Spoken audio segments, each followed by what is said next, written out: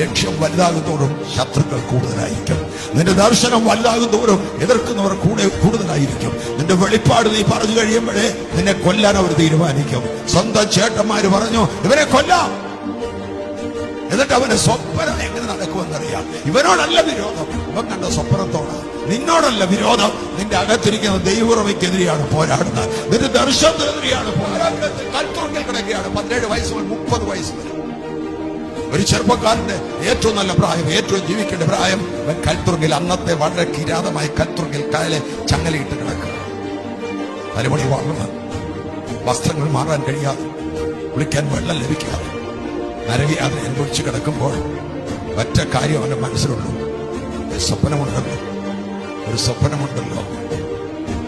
യോസേഫേ, നിനക്ക് എന്തെങ്കിലും ഭാവിയുണ്ടോ? മറ്റാളും ഇവിടെ ഇല്ല. ഇവിടെ കിടന്നാൽ കുറച്ചു കഴിയുമ്പോൾ ചത്തുപോകും. 30 വയസ്സായില്ലേ, കുറെ നാളിവിടെ കാണും. കത്തുറങ്ങാൻ ഇവരെ ആരും പിടിപ്പിക്കാൻ, പാസ്പോർട്ടില്ല, വീസായില്ല, ഇവരെ സഹായിക്കാൻ ഒറ്റ ആളുമില്ല. ഇവിടെ കിടന്ന് മരിക്കും. അതാ ലോകത്തിന്റെ ചിന്ത, അതാ അവര് നിന്നെ കുറിച്ച് വരയ്ക്കുന്നു. നിന്റെ സ്ഥിതി മാറ്റാൻ എന്റെ ദൈവത്തിന് ഒറ്റ നിമിഷം കൊണ്ട് നിന്റെ സ്ഥിതി മാറ്റാൻ ദൈവത്തിന് കഴിയും.